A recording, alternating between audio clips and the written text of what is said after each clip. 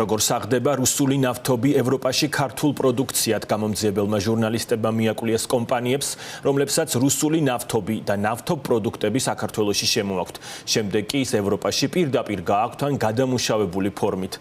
Აი ფაქტის ცნობით ვაჭრობის ამ სქემაში ძირითადად 3 კომპანია მონაწილეობს. Ყველა მათგანი ქართულ ოცნებასთანაა კავშირში. Ისინი ოლიგარქის პარტიას ხან ოფიციალურად სწირავენ თანხას, ხან კი მორალურ მხარდაჭერას უცხადებენ. ნავთობპროდუქტების მესამე ქვეყნიდან შემოვლითი გზით იმპორტი, დროებით დასაწყობება, ტრანზიტი, გადამუშავება და შერევა. Აი ფაქტის ცნობით ეს ის მექანიზმია, რომელიც რუსული ტვირთის რეალურ წარმომავლობას ნიღბავს და ევროპაში ამ პროდუქტით ვაჭრობას ამარტივებს. სალომე ლაბაძე გაეცნო ამ სქემის დეტალებს, მოისმინა პოლიტიკური შეფასებებიც. დავიწყოთ იმით, რამაც გამოიწვია აი ფაქტი ჟურნალისტების დაინტერესება და რაც გახდა კიდეც მათი რამდენიმე თვიანი გამოძიების საფუძველი. საქმე ისაა, რომ უკრაინაში ომის დაწყების შემდეგ საქართველოსთან ევროპის მიმართულებით ნავთობისა და ნავთობპროდუქტების ექსპორტი უპრეცედენტოდ გაიზარდა და უკვე 2023-2025 წლებში ევროპის ძირითადად 2 ქვეყანაში, საუბარია ნიდერლანდებსა და საბერძნეთზე, 170,000 ტონა ნავთობი გავიდა. რამაც იმის გამო, რომ ამ პერიოდში საქართველოში ნავთობი არავის აღმოუჩენია, ბუნებრივად გააჩინა კითხვა მაშინ საიდანაა ნავთობი, რომელიც ექსპორტზე საქართველოს ტერიტორიის გავლით გადის. მკვლევარებმა კი დაადგინეს, რომ ყველა შემთხვევაში საქმე გვაქვს რუსულ ნავთობთან, და უფრო კონკრეტულად ვიტყვით, სანქცირებულ რუსულ ნავთობთან, რომელიც საქართველოს ტერიტორიაზე რამდენიმე სქემის გამოყენებით, მათ შორის სხვა ქვეყნების გავლით ხდება. დავიწყოთ ერთ-ერთი ასეთი სქემის შესახებ საუბარი. საქმე ისაა, რომ 2024 წელს ნიდერლანდებში, რომელთანაც სხვათა შორის ნავთობით არასდროს გვივაჭრია, ერთბაშად გავიტანეთ 60,000 ტონა ნავთობი, რაც უზრუნველყო ერთმა კომპანიამ, საუბარია GeoLogistics-ზე. ამ კომპანიის ოფიციალური მონაცემები კი მიუთითებს, რომ ეს არის უზბეკური ნავთობი, თუმცა აქ საინტერესო ისაა, რომ უზბეკეთს არათუ ექსპორტზე გასატანი, არამედ საკუთარი თავისთვის საკმარისი ნავთობიც კი არ აქვს, ამიტომ კვლევა გაგრძელდა და საბოლოოდ დადგინდა, რომ უზბეკეთიდან საქართველოში სინამდვილეში შემოდის სანქცირებული როსნეფტის ნავთობი, რომელსაც შემდეგ როგორც უზბეკურ ტვირთს GeoLogistics აწვდის ნიდერლანდებს. ჩვენ ვახსენეთ, ეს ერთ-ერთი კომპანია GeoLogistics, თუმცა საუბარია კიდევ 2 კომპანიაზე, რომელიც ამ სქემებშია ჩართული, ანუ ჩართულია სქემაში, რომლის გამოყენებითაც სანქცირებული რუსული ნავთობი ინიღბება და შეცვლილი ბრენდით ის მიეწოდება ევროპის ქვეყნებს. საინტერესო კი ისაა, რომ სამივე ეს კომპანია მკვლევრების მიერ მიღებული მონაცემებით ქართულ ოცნებასთანაა დაკავშირებული. აღმოვაჩინეთ, რომ მაგალითად ნიდერლანდებში მიდის უზბეკური ნავთობი საქართველოს გავლით, მაგრამ სინამდვილეში ეს ნავთობი უზბეკური არ არის.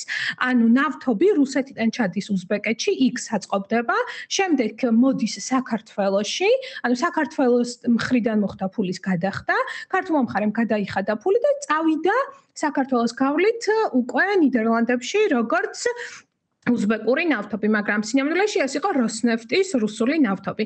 მსგავსი სქემები საკმაოდ უკვე ნაცნობი არის, მოდი ესე ვთქვათ, სანქციების გვერდის ავლის.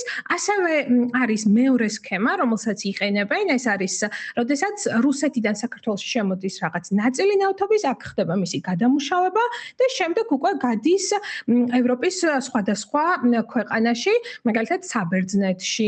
ყველა ამ კომპანიასთან, როდესაც ამ კომპანიებს ვიძიებდით, ვაჩინეთ, რომ რაღაც მნიშვნელოვანი კავშირები ჰქონდათ ქართულ ოცნებასთან. მაგალითად, GeoLogistics-ის შემთხვევაში ის არის დაკავშირებული რომეო მიქაუტაძის ოჯახთან, ასევე არის ზუდუოილი, რომელიც დაკავშირებულია ბიძინა ივანიშვილის ძმასთან, ხოლო რუსთავოილი არის დაკავშირებული მაკა ასათიანის შვილთან და მაკა ასათიანთან, რომელმაც სულ ახლახანს ყურლებში ახალი ქარხანა გახსნა. აი ფაქტი ჟურნალისტები განმარტავენ, რომ საქმე გვაქვს რუსეთისთვის სანქციების გვერდის ავალში დახმარებასთან, რადგან ამ სქემების გამოყენებით რუსეთი ახერხებს, რომ სანქცირებული ნავთობი, რომელსაც სხვა შემთხვევაში მინიმუმ გარკვეული შეზღუდვები მაინც დაუწესდებოდა, ყოველგვარი შეზღუდვის გარეშე საქართველოს ტერიტორიის გავლით გაიტანოს ევროპის ბაზარზე და ამ ნავთობით მაქსიმალური მოგება მიიღოს. სად არის ამ საქმეში ქართული ოცნების პასუხისმგებლობა? ბუნებრივად ჩნდება ეს კითხვა, რის საპასუხოდაც მკვლევრები მიუთითებენ იმაზე, რომ სამივე ის კერძო კომპანია, რომელიც ამ სქემების მოქმედებაშია ჩართული, დაკავშირებულია სწორედ ივანიშვილის პარტიასთან და ზოგიერთ შემთხვევაში სწორედ ივანიშვილის ოჯახის წევრებთანაც კი, რაც გასაკვირი არ არის ოპოზიციისთვის და რის შესახებაც, როგორც ამას რეჟიმის მოწინააღმდეგეები ამბობენ, ცნობები უკვე მიეწოდათ საერთაშორისო პარტნიორებსაც. საქართველოში ელიტისტური ეს ძალადობრივი რეჟიმთან ახლოს მყოფი კლანები სარგებლობენ სანქციების თავიდან არიდებით და ეს პირველ რიგში ეხება სანქცირებულ ნავთობპროდუქტებს. საგამოძიებო მასალები, რა თქმა უნდა, ჩვენს პარტნიორებს აქვთ.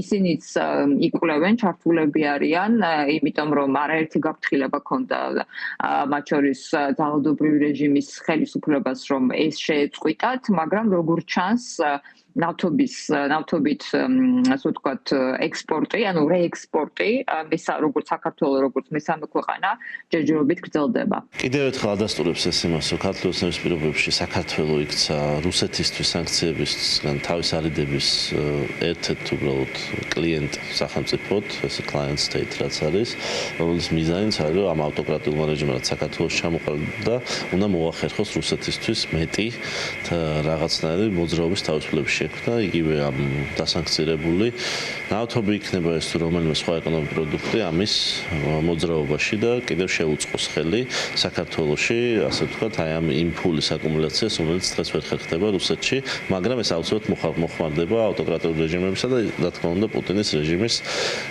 მიზნებს და ეს არის მნიშვნელოვანი, რომ საქართველოს არ იყოს ესეთი ხალხის გამოსაყენებელი რესურსი. აი ფაქტის ჟურნალისტები Geologistics-თან ერთად მიუთითებენ კომპანიაზე სახელწოდებით ZD ნავთობის კომპანია და Rustav Oil და აღნიშნავენ, რომ ყველა ეს კომპანია ზოგიერთ შემთხვევაში ბიუჯეტის დახმარებით ახერხებდა ბიზნესის გაფართოებას და რაც მთავარია, მათი საქმიანობა დაკავშირებულია ქართულ ოცნებასთან და მაგალითად ერთ-ერთი კომპანიის ფლობელი 2012 წლიდან არის კიდეც ქართული ოცნების ერთ-ერთი მსხვილი შემომწირველი. სწორედ ამის გამო მითითება იმაზე, რომ ქართული ოცნებაც არის დაინტერესებული ამ სქემების მუშაობით, რისი საბოლოო შედეგიც არის ის, რომ რუსეთი ახერხებს სანქცირებული ტვირთის შეუზღუდავად გატანას ევროპის ტერიტორიაზე და ამ გზით მაქსიმალური სარგებლის მიღებას, მაშინ როცა რუსული ნავთობი დასავლეთის მიერ არის სანქცირებული.